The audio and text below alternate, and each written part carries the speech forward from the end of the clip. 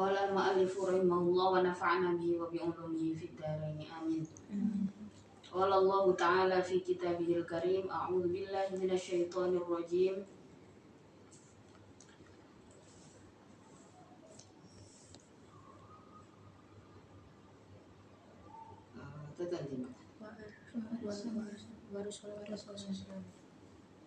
Wa rasulan qad qasasnahum 'alaika min qablihi.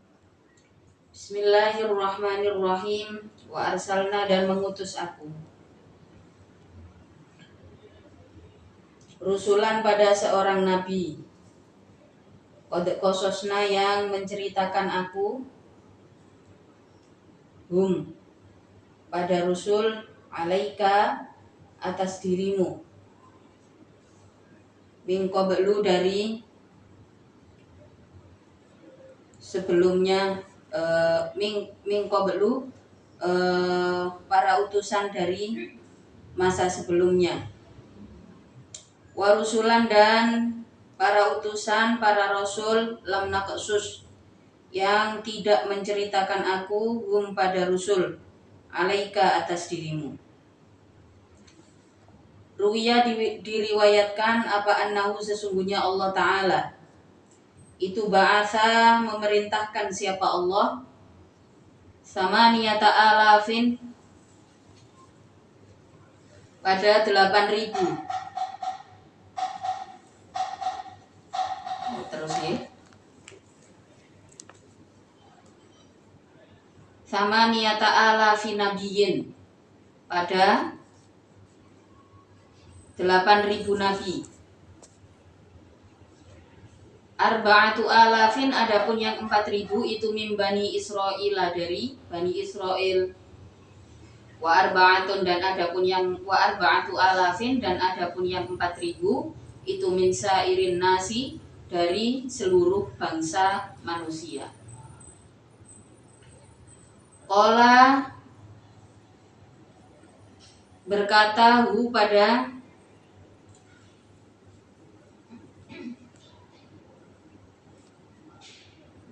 siapa Syekh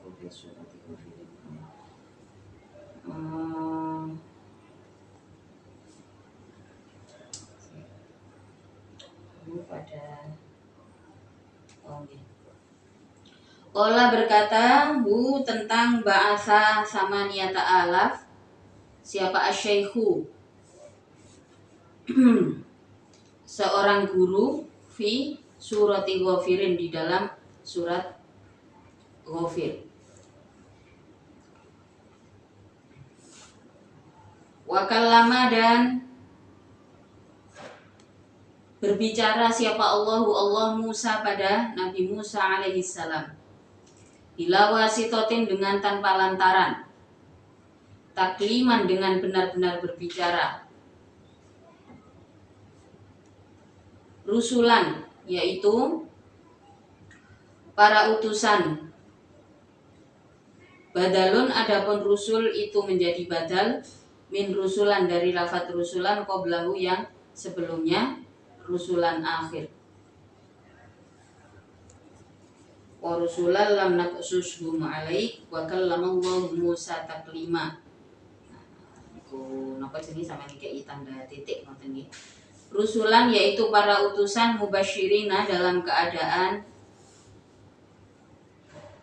menjadi kabar gembira, bithawabi, dengan pahala, man, bagi orang amana, yang beriman siapa man, wa mundhirina, dan dalam keadaan menjadi ancaman, peringatan,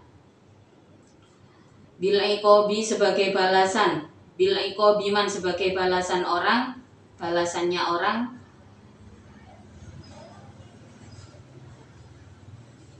kafaro, yang kufur siapa man,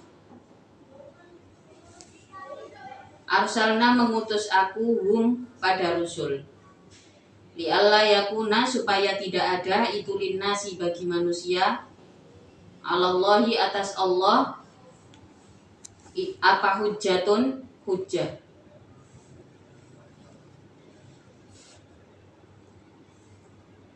Tuqalu diucapkan apa hujjah ba'da irsalir rusuli setelah mengutus para utusan.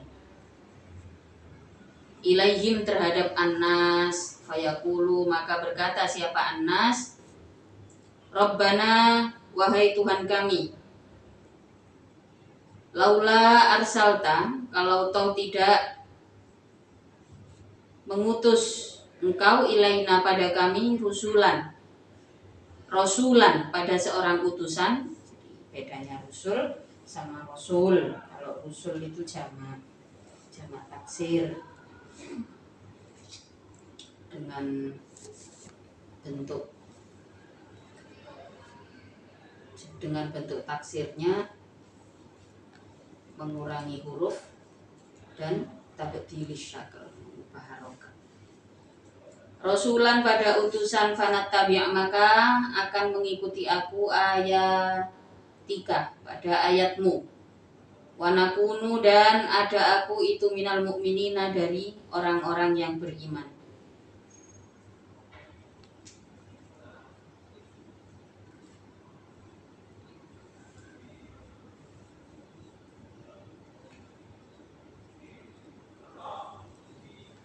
Fabu'ithna maka diberi pahala kami pada rusul liqat'i udrihim karena tidak ada alasannya rusul. Wakana dan ada siapa Allah itu azizan maha agung fi mulkihi di dalam kerajaan Allah, hakiman pun yang ahli hikmah fi sun'ihi di dalam perbuatan Allah. Fi sun'ihi di dalam perbuatan Allah. Wa kallamallahu Musa taklima mubasyirina wa mundhirina li alla yakuna linnasi 'alallahi hujjah. Jadi orang-orang yang beriman hendaknya percaya pada berita yang dikatakan di dalam Al-Qur'an. Di sini Allah mengatakan kepada Nabi Muhammad bahwasanya ada sebagian rasul yang tidak diceritakan di dalam Al-Qur'an. Wa rusulan qad qasasnahum 'alaika min qabl wa rusulan lam naqsushum 'alaika. Sebagian telah diceritakan di dalam Al-Qur'an, sebagiannya lagi tidak. Diriwayatkan bahwasanya para nabi itu berjumlah 8.000, yang 4.000 dari kaum Bani Israel. Bani Israel itu adalah sebuah bangsa yang besar yang kemudian menjadi peradaban umat manusia di masa depan. Ada banyak sekali keunggulan yang dimiliki oleh kaum Bani Israel yang dikatakan di dalam Al-Qur'an. Jadi apakah isu-isu global mengenai hal-hal semacam ini apakah hanya sebuah isu saja atau sebenarnya adalah fakta, okay? Memang ada yang menduduki istilahnya jabatan-jabatan global, okay? Untuk penguasaan dunia dan seisinya itu ya memang ada sebenarnya, dan Al-Qur'an adalah satu-satunya kitab suci yang secara jelas menyebutkan satu bangsa tertentu yang kuat, yang cukup kuat di bumi, yaitu kaum Bani Israel. Dari segi ideologi, kemudian kecerdasan mental yang mereka miliki, lalu berlanjut juga terhadap kemajuan ilmu pengetahuan dan teknologi. Ini kaum Bani Israel ini memang memiliki kelebihan-kelebihan tersebut. Maka tidak heran, semakin bangsa ini diberikan banyak kelebihan, otomatis semakin canggih, Jadi kalau bangsa ini diberikan banyak kelebihan, jika tidak disertai dengan iman, maka kenapa? Karena kaum Bani Israel ini diberikan oleh Allah kelebihan dibandingkan kaum umat manusia yang lain, ya. Maka kaum ini juga sering diberikan peringatan. Buktine dari 8.000 nabi, ya, dari seluruh 8.000 nabi ini yang 4.000 adalah diutus kepada kaum Bani Israel, sementara bangsa yang lain kan banyak padahal. Ya, kalau di dalam silsilah para nabi itu kita bisa melihat sebenarnya dari golongan umat manusia ini dari mana saja gitu ya. Golongan selain Bani Israel itu jumlahnya ada banyak, dan 4.000 sisanya dibagi ke seluruh umat manusia. Ini menunjukkan bahwa memang Al-Quran ini memberikan clue, ya, memberikan petunjuk bahwa satu kaum yang disebut dengan kaum Bani Israel ini adalah satu kaum yang cukup hebat, ya, cukup kuat. Kalau kita lihat di era global saat ini, bagaimana perebutan antara Palestina dan Israel ini sebegitu hebat dan kuatnya. Ini dua-duanya sama-sama, keduanya adalah bangsa yang sama kuat, ya. mulai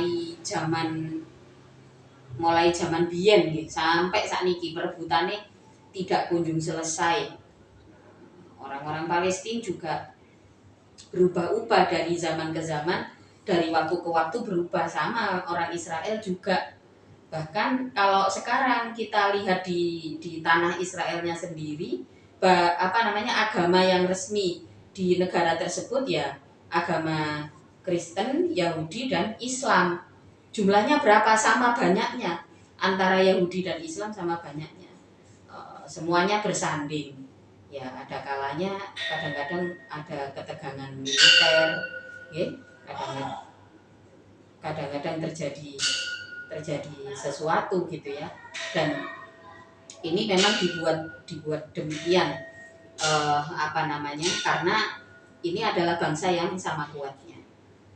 Allah sudah memberikan peringatan itu di dalam Al-Quran, juga memberikan kisah-kisah tentang para nabi. Wa kallamallahu Musa taklima, salah satu nabi yang paling kuat, ya adalah Nabi Musa alaihissalam. Nabi Musa ini diberikan satu keistimewaan, pernah berbicara langsung dengan Allah. Kalau dinyatakan di dalam Al-Quran, kita beriman, kita wajib percaya. Tidak perlu memperdebatkan apakah ini fakta yang bisa dibuktikan, atau adalah sebuah dongeng yang diciptakan orang lama, orang-orang lama untuk mengelabui pemeluk Islam dan sebagainya. Kita nggak perlu cari tahu. Di dalam kita meyakini sesuatu, di dalam kita meyakini sesuatu itu ada hal-hal yang kita tidak harus mencari tahu bagaimana faktanya. Ada pula hal-hal yang memang kita harus tahu. Kalau yang berkaitan dengan keyakinan yang harus benar-benar diyakini, kita harus selalu minta sama Allah untuk dikembalikan lagi kepada iman. Karena zaman sekarang ini perdebatan terbuka antar agama sudah ditayangkan di internet, ya, sudah ditayangkan di YouTube, di mana-mana, penontonnya jutaan gitu. Yang unik bahwasanya perdebatan itu kemudian dijadikan tayangan publik yang ditonton oleh banyak orang. Ya menurut satu kelompok, udah biar orang Islam itu banyak yang tertipu, biar mereka keluar dari agamanya.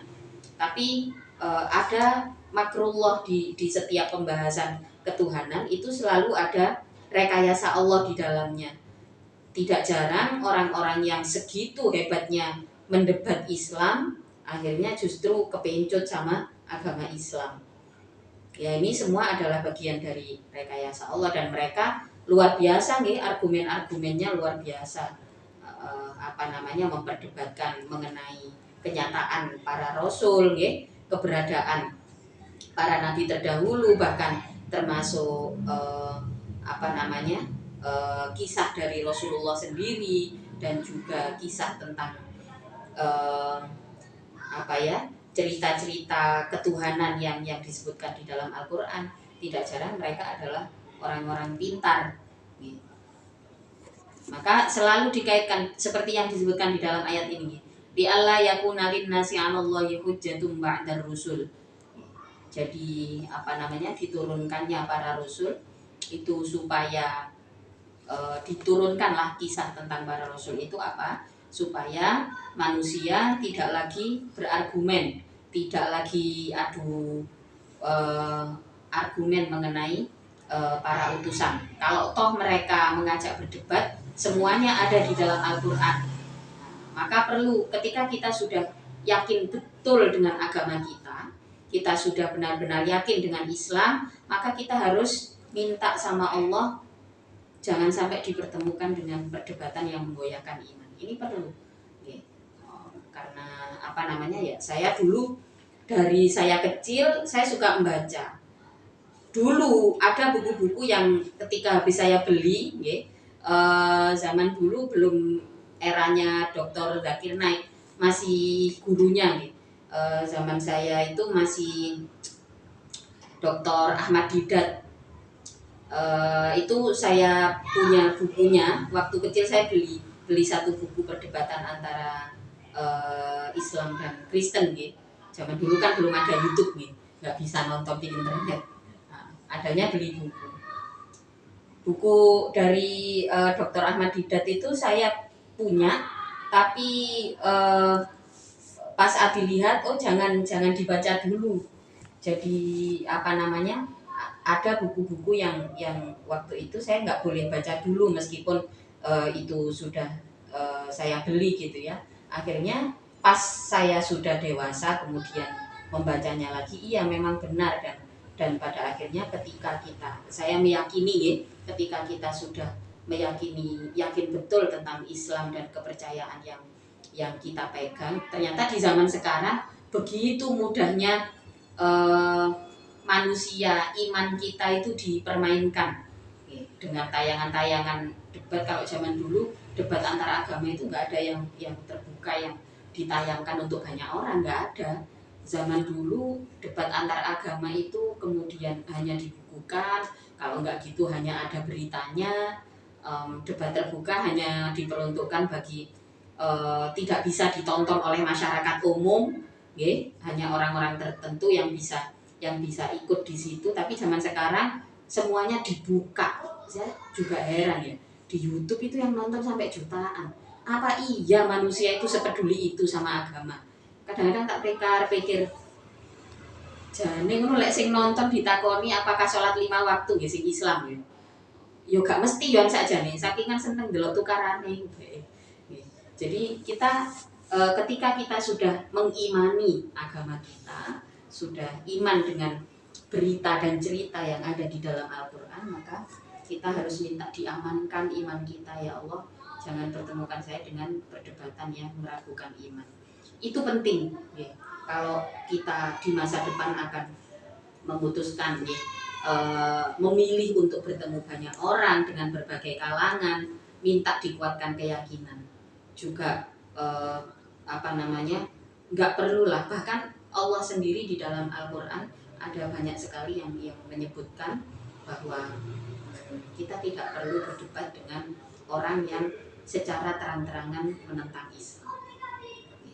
Jadi memang ada ilmunya untuk bisa berdebat mengenai ketuhanan, itu memang ada ilmunya. Tapi kalau nggak butuh, nggak usah dicari. Ilmu kayak gitu juga sudahlah, biar yang IQ-nya tinggi-tinggi aja yang belajar itu. Kalau kita merasa alah 40 hadis saya gak hafal, gak usah belajar debat. Minimal kalau kita mau belajar debat tentang keagamaan, tentang ketuhanan, minimal 40 hadis itu, arba'in, isi kitab Arba'in Nawawi yang tipis itu minimal kita hafal. Insya Allah selamat, karena kita menghafal kalamnya Rasulullah. Tapi kalau enggak, misalkan kita sudah hafal Al-Quran, kita cukup tahu isinya, lebih baik daripada kita mengambil kesempatan untuk berdebat, lebih baik kita mengambil kesempatan untuk bisa istiqomah baca Al-Quran. Podo angeli, tapi insya Allah selamat kalau kita istiqomah membaca Al-Quran. Nyatanya orang-orang pinter itu hujahnya banyak, maka Allah selalu memberikan di saat dakwahnya Rasulullah itu Allah memberikan pendampingan ini, mereka akan terus punya hujah, mereka akan terus punya hujah atas hujah itu. Mereka selalu membentuk satu perdebatan ketika Allah mengutus para utusan itu. Tapi kemudian di akhir ayat disebutkan wa kana Allahu azizan hakima. Allah Maha Agung. Kisah atau hikayat-hikayat yang disampaikan oleh Allah, itu adalah hikayat yang agung, dan Allah Maha tahu, Allah Maha memberi hikmah atas semua yang atas semua takdir yang dibentuk oleh Allah. Selalu ada hikmah di balik, bahkan di balik kesulitan Rasulullah di dalam berdakwah itu sendiri, kemudian cara orang-orang kafir menentang kepada nabi-nabi terdahulu, sampai ada kisah-kisah membunuh para nabi dan seterusnya. Semua itu ada hikmah Allah di baliknya. Allah Maha memberi, Maha tahu atas hikmah di balik kisah-kisahnya. Wanazala dan turun. Lama suila ketika ditanyakan siapa al-Yahudu orang Yahudi an nubuwatihi sallallahu alaihi wa alihi wasallam, dari sifat kenabian Rasulullah sallallahu alaihi wasallam. Ya, mereka masih ingkar, mereka masih ingkar.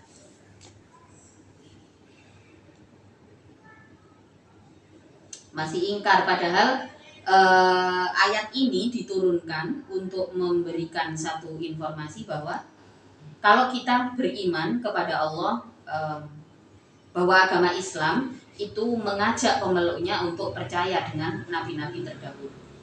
Mereka juga masih ingkar.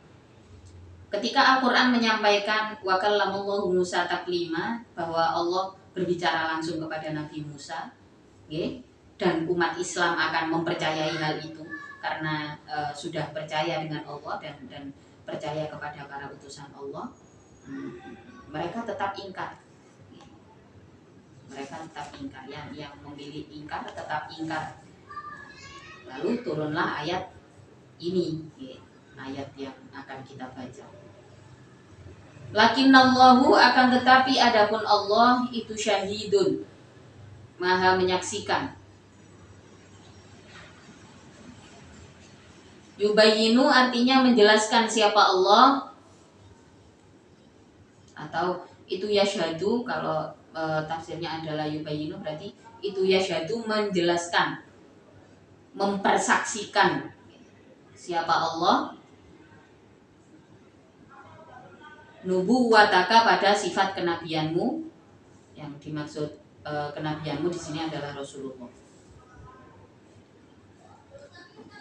Walakinnallahu yashhadu, mempersaksikan siapa Allah, bima dengan perkara, anzala yang menurunkan siapa Allah, ilaika kepadamu. Anzala yang menurunkan siapa Allah padamu, ilaika kepadamu, minal Qur'ani dari Al-Qur'an.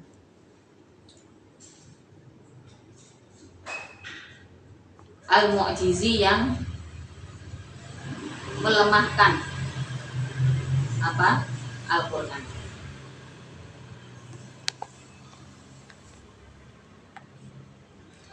Melemahkan orang yang tidak percaya, ya. Anzala menurunkan siapa Allah pada Al-Qur'an, mutalabbisan dalam keadaan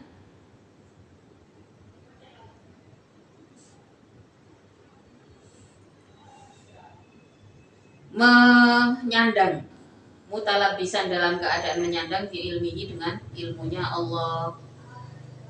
Lakinillahu yashhadu bima anzala ilaika, anzalahu bi ilmi, bi ilmihi dengan ilmunya Allah, ay aliman artinya yang mengetahui, bihi dengan Al-Qur'an, awwafihi atau itu di dalam Al-Qur'an, ilmuhu adapun ilmunya Allah.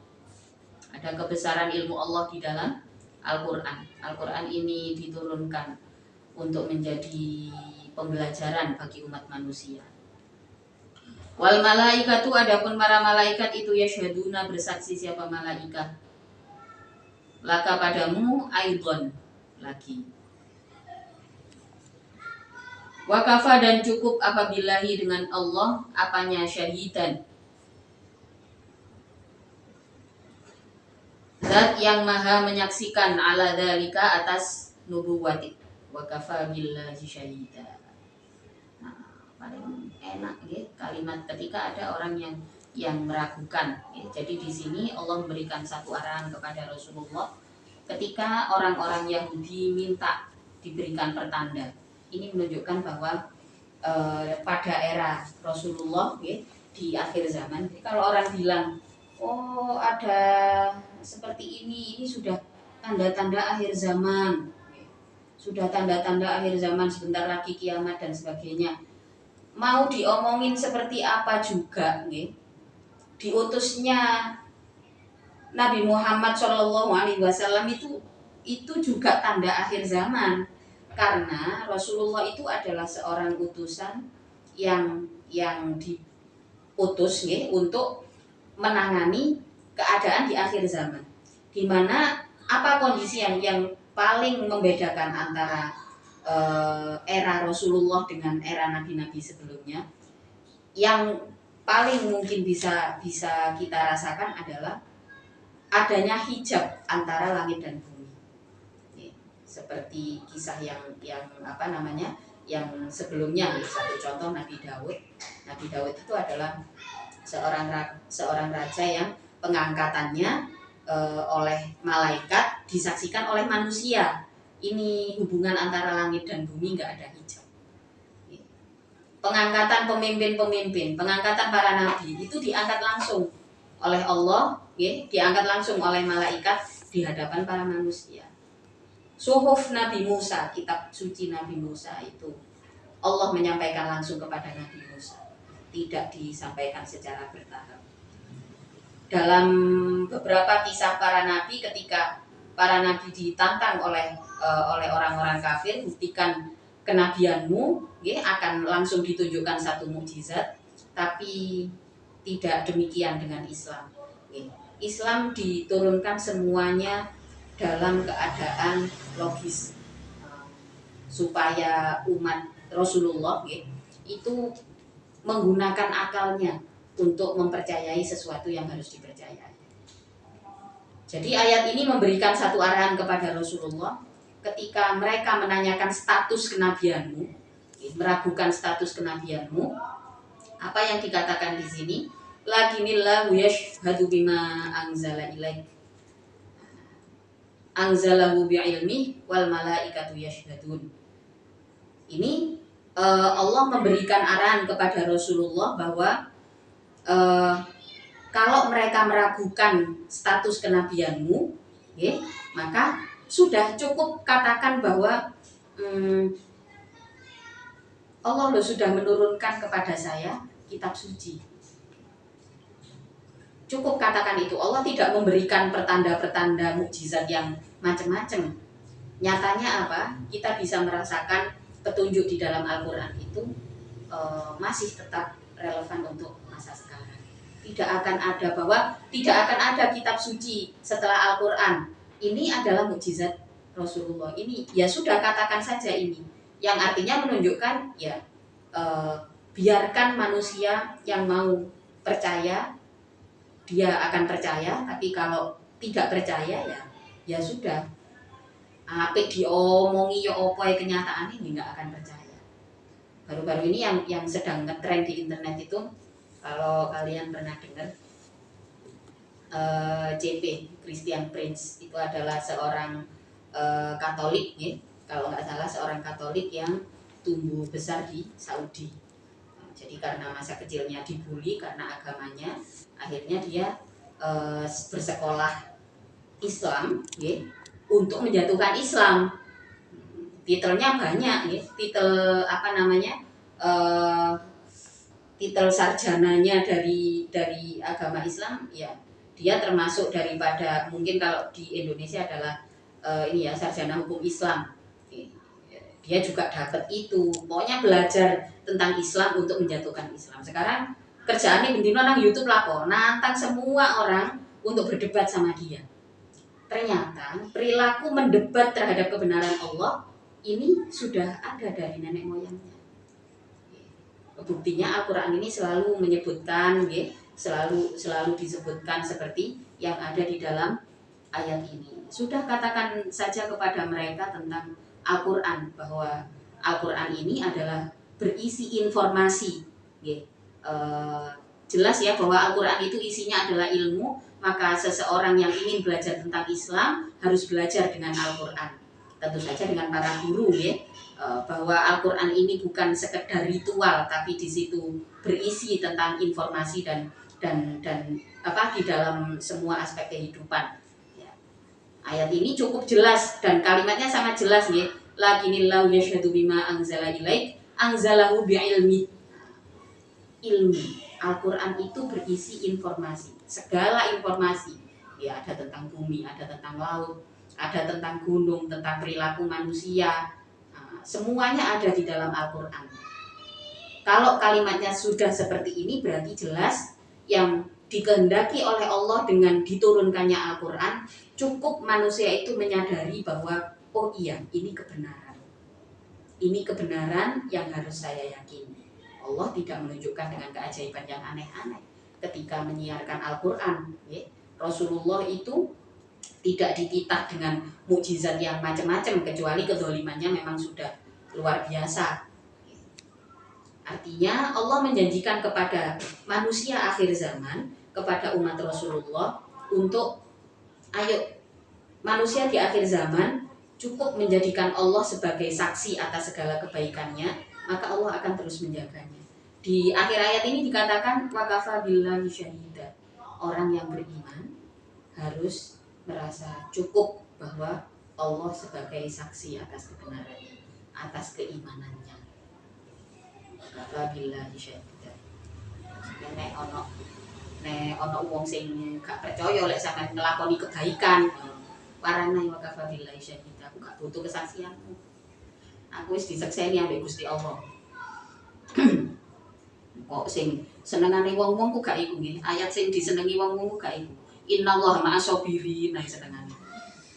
Padahal akeh ayat liyane iki. Engko sak wali lek ana wong sing gak ngandel ambek kene bingung, ya apa carane wong iki cek ngandel, ya apa carane cek aku iki ketok apik, nggih kan? Padahal ada juga petunjuknya di dalam Al-Qur'an, sudah ada petunjuknya. Rasulullah manusia paling baik, nggih. Manusia terbaik di bumi ini ketika takut diragukan oleh orang, ya Rasulullah tidak pernah merasa takut, tidak pernah takut dengan keraguan manusia. Tapi Allah memberikan ayat ini untuk meyakinkan kepada umatnya, kepada kita semua, ini membaca Al-Quran, bahwa iman kita, perilaku baik kita, sebisa mungkin kita cukup dengan kesaksian Allah. Menungso ya wis cek bersaksi sesuai kapasitasnya. Kayak ndelok kita ya hanya dari luarnya. Jadi ketika kita membawa sebuah kebenaran, melakukan sebuah kebenaran, sebisa mungkin kita meyakini bahwa Allah pasti menyaksikan kebenaran tersebut. Innalladzina, sesungguhnya orang-orang kafaru yang kufur. Siapa alladzin? Billahi, dengan Allah, wasaddu, dan mencegah siapa alladzin annasa, pada manusia, an sabilillahi, dari agama Allah, dari jalan Allah, dinillahi artinya agama Allah, bikatmihim dengan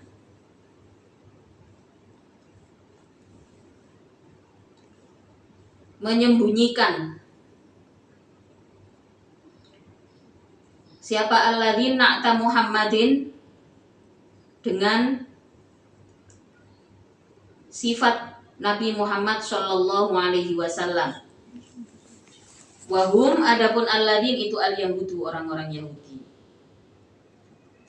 Innalladzina kafaru wa saddu an sabilillah qad dhallu.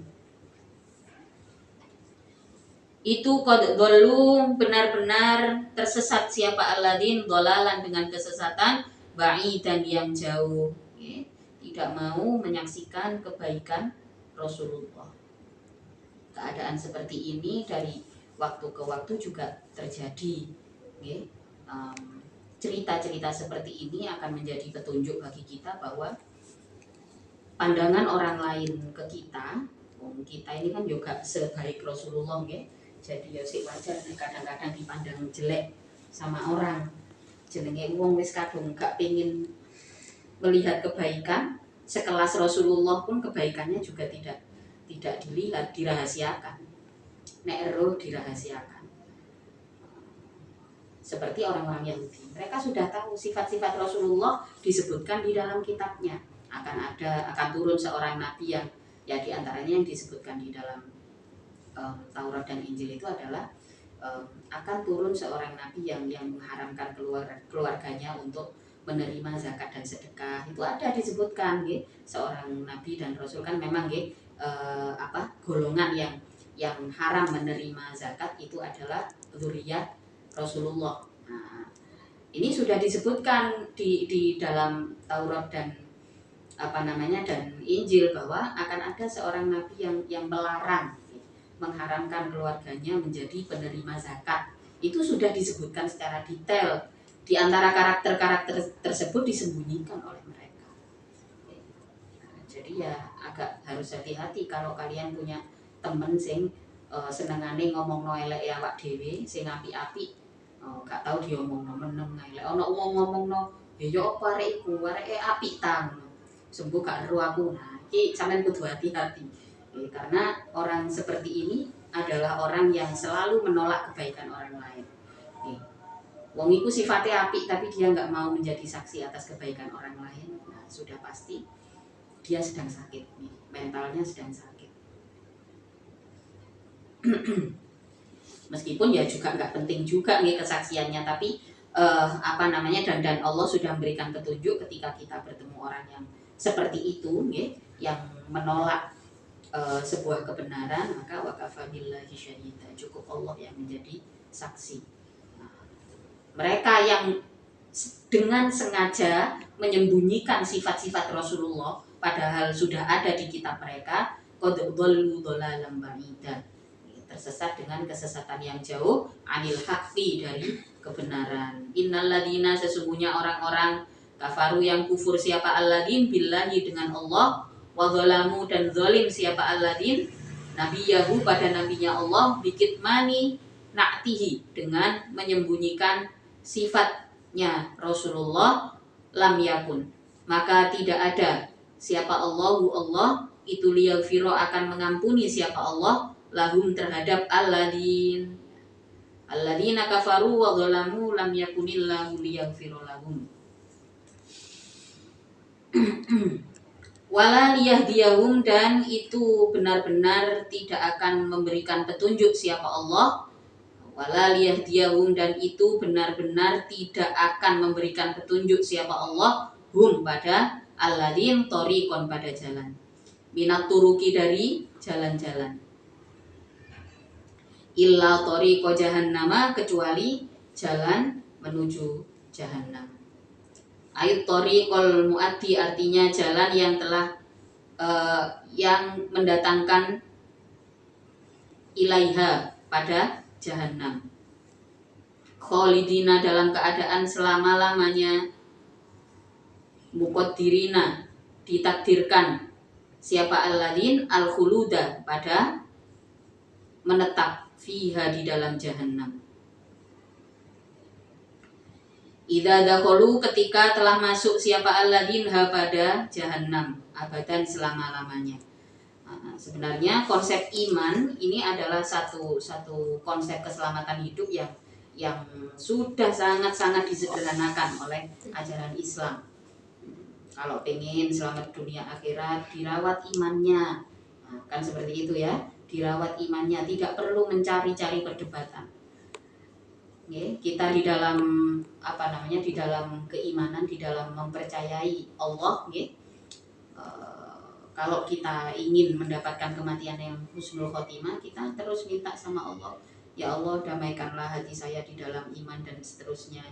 Jadi